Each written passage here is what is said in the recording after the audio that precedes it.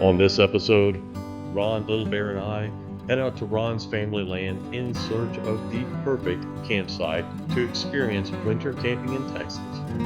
During our stint, we'll experience some of the coldest temperatures I have ever camped in, and it will put our gear and ourselves to the test, but it will also make for some fantastic memories.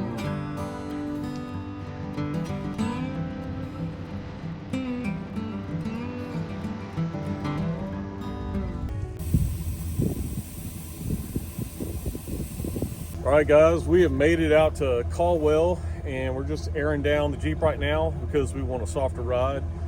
This land does not really have any actual trails on it, right? We're kind of making our own and driving around just in some raw land. Yeah, it pretty much generally it doesn't have a main.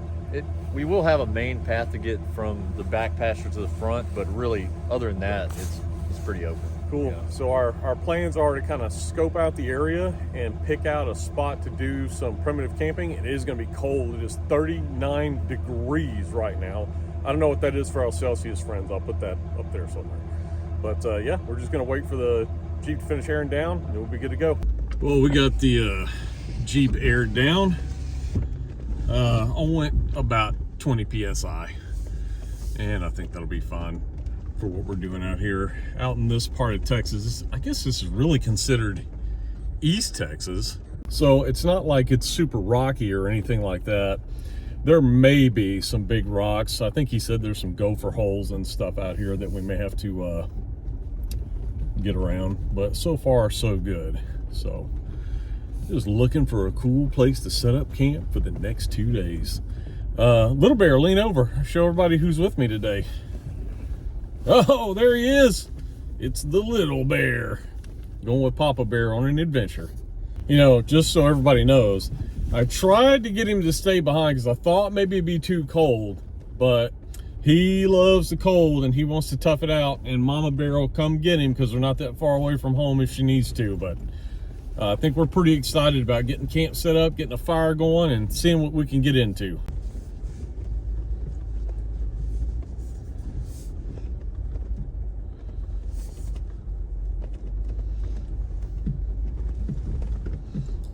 As we traveled down the wooded trail from the back pasture to the front in search of our perfect campsite, the wind reminded me that we were in for a cold weekend.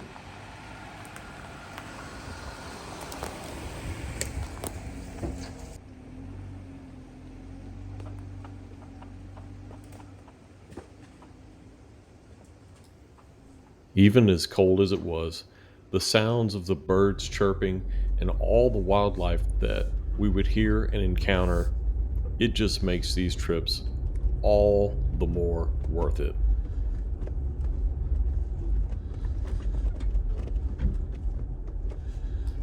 As the wooded path from the back pasture to the front pasture came to an end, Ron let me know on the radio that there was a landmark on the property that they dubbed the Red Hill that was worth taking a look at. So we decided to stop and check it out. We've decided to get out and brave to see if we can find the top of some hill that's supposed to have a really good view. So let's see how that goes. Yeah.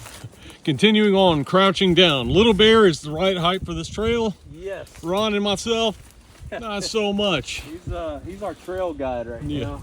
Yeah, these trails are not built for the 6 foot plus. Yeah. So this is my life right now. I'm literally crouching through, trying to find these trails, dodging the sawbriar, everything else for the promise of adventure. Oh, this does look like a nice tall hill. Whew. Note to self, may be getting a little bit old for some of this hiking, but man, I wouldn't expect a hill to be this steep out in this part of Texas. Well, they use this hill for building roads or something? Yeah. Haul the gravel out? The red clay. They use it for something.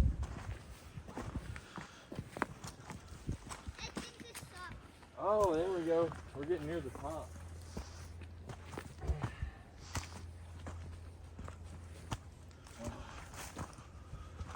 We made it. So Yeah, this is not very native to the area of Central Texas, but yeah, this I found a this Red Hill used to be a lot taller. It's been kind of harvested off, I think about 40 years ago, some of it, but yeah, it opens up and a little bit of a view. That's the way we came. Seems like we'd have been better off coming from there. Yeah, I think there's about 10 other different routes we should have taken. Yeah, that's okay. That's all part of the adventure. I found it. This area and a lot of this land has not been inhabited for a really long time. Just a handful, maybe 20 head of cows actually live out here. So it's just, everything's been overgrown after all these years. Yeah. But, great for disbursement camping. So I think we'll be able to find a good little spot. That's what we're going to kind of look around.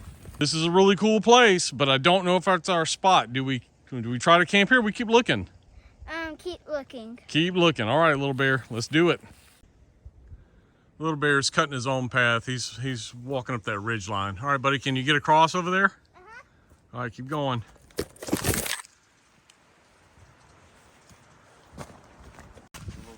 Oh yeah, that is a beautiful view out there. Yeah. Right on the, just so everybody knows, we're kind of right on the edge of the hill country in Texas. Or not quite the hill country, but close to where you start entering into that type of land. And the hills just gradually get a little bit bigger, and that's just no matter which way you look at it, anywhere out in nature where you get views like this, it's worth it. Hike was worth it just for this. Yep.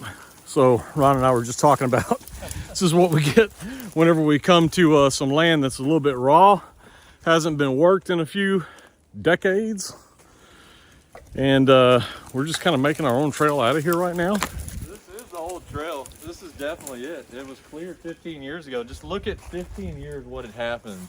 That's crazy. You could drive a vehicle through, Yeah. and then you don't ever use it for that long. This is a prime example. Yeah. That's insane. Prime example of letting stuff go. Yeah. It's gone. Yeah. So we're making our way back to the vehicles so we can continue our search for camp. All right, guys, we are back in the Jeep now, back in the vehicles, and we are continuing our search for the perfect camp. Perfect camp for this weekend anyway. It's cold. It's just been raining a lot in our area, and so it's really damp. We've got to process firewood, gather firewood, so we got a lot of stuff that we have to do, but really cool area out here. This is the type of land that you like to see, you know, one that shows up on HipCamp. Now they don't have this listed or anything like this. This is just Ron's family land, and they were gracious enough to allow me to come out here and do some filming and exploring, and we're just having a good time. Somewhat of a trail, a little bit smoother than what we were just on. So this is the cattle pen up ahead. That there's going to be the chutes and the, you know, where you pin cows up to take them to auction. There's going to be a little bitty pond right here to my right. There used to be an old log cabin here years and years ago. That's to my right. And this might be a camping area, depending how it looks. I guarantee you these cows right here are all pets. I guarantee you. Like driving through our roadblock or pasture block in Texas. That is a really pretty little right there.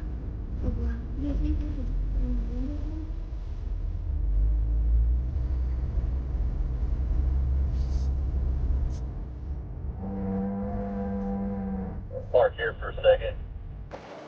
Excuse me, ma'am. Well, I was wondering if I could trouble you for an interview this great, beautiful afternoon. After having a little fun with the cows and exploring the 180 acres that this property has to offer, it was time to narrow down our camp spot. So we found one in the back pasture that we really liked that gave us protection from the wind. After that, it was time to process some firewood. We had decided that we were going to gather firewood on the land, so I brought a small battery-powered chainsaw that I had at home. to make quick work of it. Oh, yeah.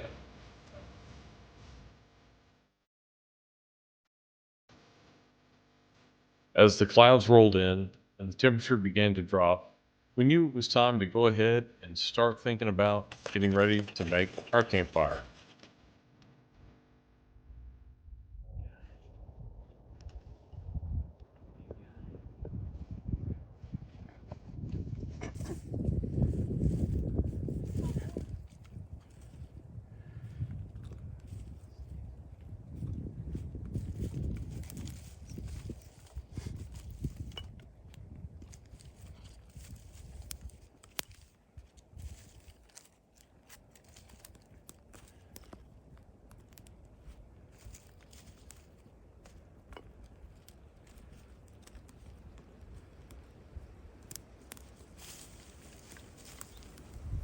All right, guys, you can't really tell on camera, but it is starting to get dark out here now. And you can see we got the tent set up. I got the Gazelle. Ron's got his Gazelle. Both of them are the T4 Overland editions. His is just the really cool green one. I'm really digging that really color. Proud of that tent. Yeah, he's got Amazing. a buddy heater to match it. So we're digging that. We're standing out here by the fire, and we're just waiting to, once we get a good bed of coals, start dinner. But it's cold. It's 39 degrees right now. It's not even dark yet. I think we're set for, what, 28, 29 tonight, something like that. So it's going to be cold, but we've got our buddy heaters. We're going to be warm, y'all.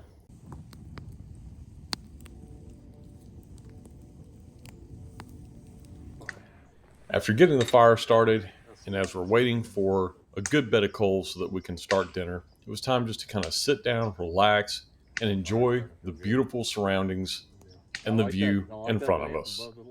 Dinner tonight is pork chops with baked potato and beans. So we forgot plates, like I said before, and so we decided on a name for these pork chops. So what are we calling them? We're calling them Ren Fair pork chop, bone-in pork chops. That's what we're gonna call them. Kind of like a Renaissance festival type setup right here. But you got to make the most of it, guys. yeah, bone-in pork chops, so really juicy, really great. Awesome.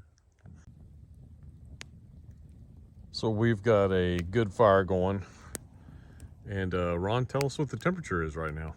It is 29 degrees right now. 29 degrees. That is really cold for Texas, y'all. That is not something that is the norm out in South Texas, even though we're close to Central Texas. But I'm telling you, the fire feels great. Our heaters are warm. Little Bear has retired for the night. He got a little cold. I turned the heater on for him in the tent, and he is snug as a bug in a rug in there. So we're just going to enjoy this fire. Maybe a cold one or two. After enjoying some camaraderie around the campfire, the temperature was dropping, and it was time to turn in for the night.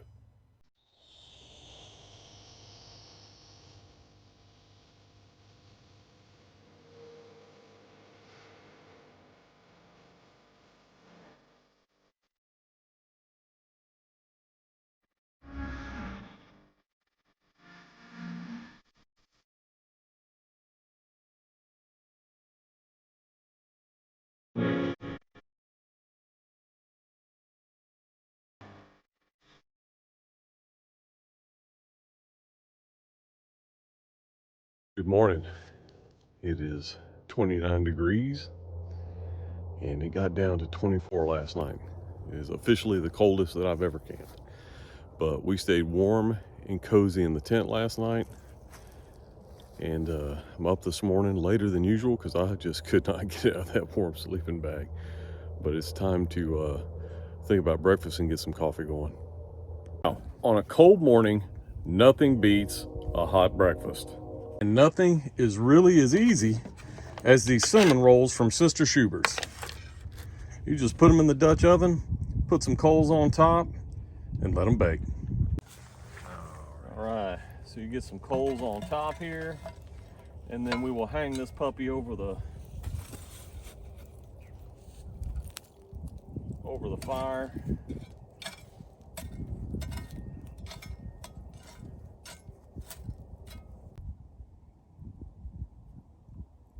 Right, there's the finished product. Little Bear, what do you think?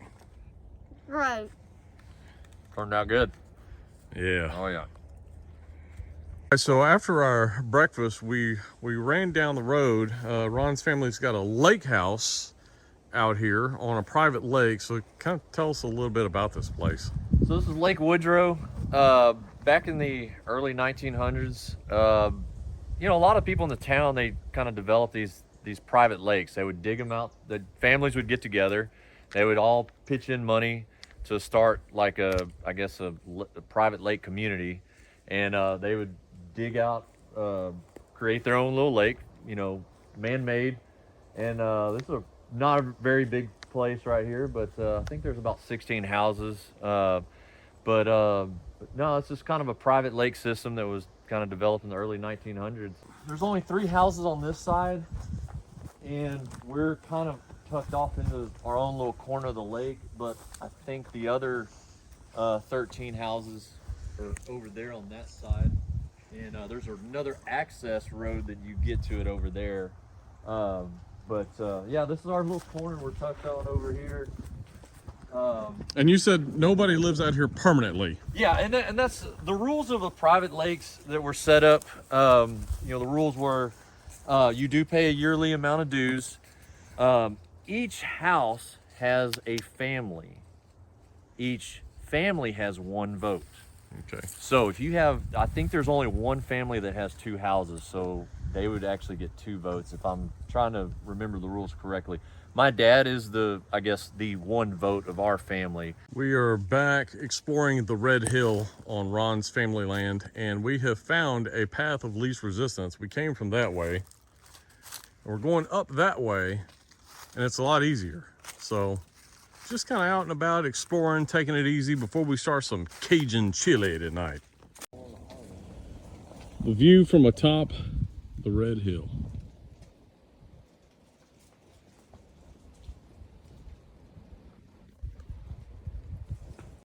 We are back at camp now, and I've started a fire so that we can prepare for our Cajun chili and just kind of relax after a full day of just kind of exploring and checking things out. So after a day of running around, hiking, and just exploring and just enjoying time out in nature, we are really ready for a good meal.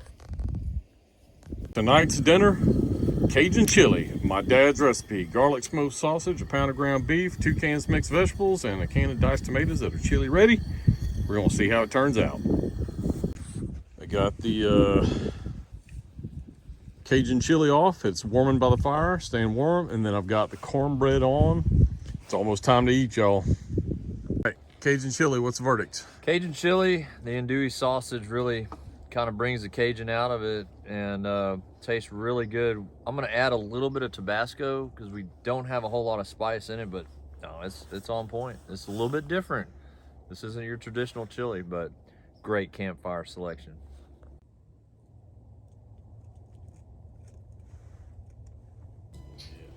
As nighttime descended upon us and the temperatures dropped, we enjoyed our food, and shortly after, it was time for us to make our way to bed. After a long day, we were all really tired and ready for a good night's sleep.